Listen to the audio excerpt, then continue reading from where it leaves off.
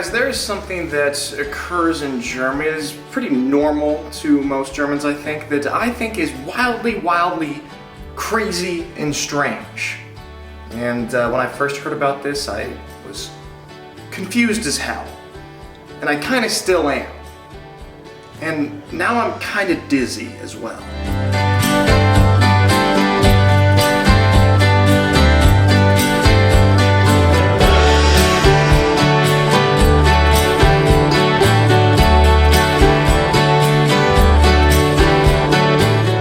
Guys, we'll return to the strange, weird German behavior shortly, but first I gotta let you know, we had our first football game in 600 days. It felt good to be back. So to get tested at the bus, and then there was a lot of different rules, like with spacing and stuff, how many people could be in the locker room at a time and everything. So it was a little bit of an adjustment, but man, it was phenomenal to be back in the field. Thank me till after. Oh yeah, it's true. I'll let you know. We're back. Feels good to be there.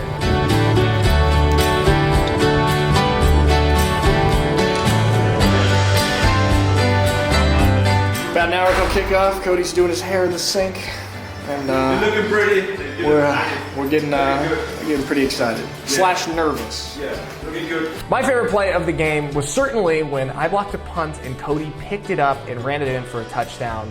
We were super hyped about that because we kept screaming, "Get the ball to the Italians," or "Pass the ball to the Italians," which is from Kicking and Screaming, one of the greatest comedies of all time. Get the ball to the Italians.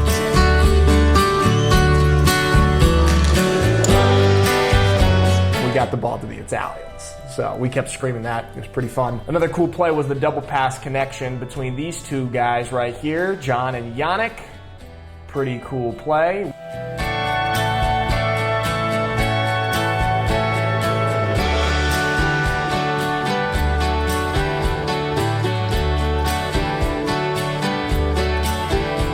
And this is us a little bit earlier in the week. This is how we prepared for the game. So I take full credit for their double pass connection.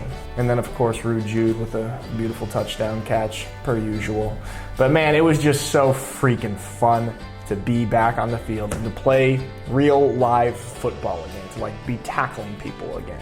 It was like surreal, and it made me very, very happy. And very, very horribly, disgustingly sore. Oh my gosh, I forgot. I completely forgot what it makes your body feel like playing a football game. Stop with that dog. Game's over. Court's won. My body feels like a garbage can. See you later.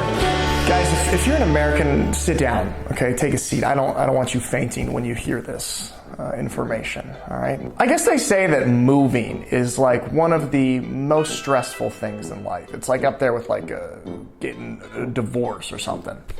Divorce, moving, like similar stress levels. Now, if you're moving in Germany, it's even more stressful due to the fact that German apartments and homes, for the most part, do not come with kitchens.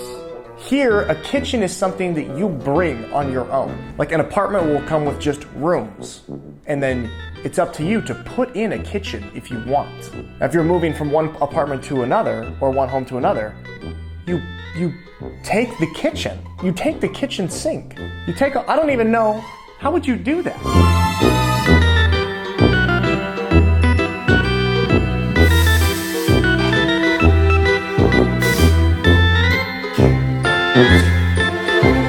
I've read a bunch of stories on like expat blogs and stuff like that of hearing Americans being freaked out when they got their own German apartment and realized they don't have a kitchen. Now I'm very lucky that I live a very cushy, pampered life, and the Unicorns provide Rudy and I with an apartment with a kitchen. This has not been something that I have personally had to deal with because, I mean, you guys would know, if I had to deal with something like that, I would be screaming about it on a YouTube video, probably years ago. How do you move a damn kitchen? You can't, it's impossible. Why, this is so stupid. How do you move a kitchen, huh? Imagine that, you move to Germany, all the bureaucracy and paperwork and all the difficult stuff that comes with that, and then trying to get an apartment, go through all that process and everything, all the hard work of getting an apartment, and then you have to go through a whole nother process of buying and installing a kitchen on your own. I tried to look this up. I read this somewhere, but I couldn't find the statistic. So just believe me. I'm just a guy on the internet, so just believe what I say. But I read somewhere that Americans move 3 times more in their lives than Germans do. So like when a German person moves, very often, especially if they're moving to a house, they're like, this is my house for life. And so when I think about it that way, I'm like, moving a kitchen every time you have to move seems like an incredible hassle. But I guess from the German point of view, when you're only moving maybe once or twice in your life, then yeah, it's still a hassle, but it's a big hassle that's gonna sort of pay off. Because then you have your personal lovely kitchen that you chose, and then you get to live with the rest of your life. And I don't know what it is. Is it the fact that tenants do not provide kitchens, or is it the fact that people really want their own personalized kitchens all the time? I don't know, this is probably super normal, and a lot of Germans probably can't even understand why this is weird to me. But if you're an American, I know that you're like, what?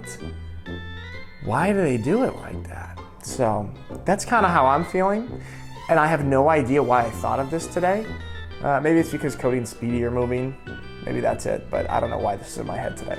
I just had to get this off my chest. What the hell, man? All right, guys, so if you have any experience with lugging kitchens around different homes in Germany, your special kitchen that you've had your whole life and you move it to different homes, let me know about that.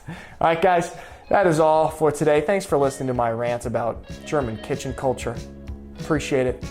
And I'll see you next time.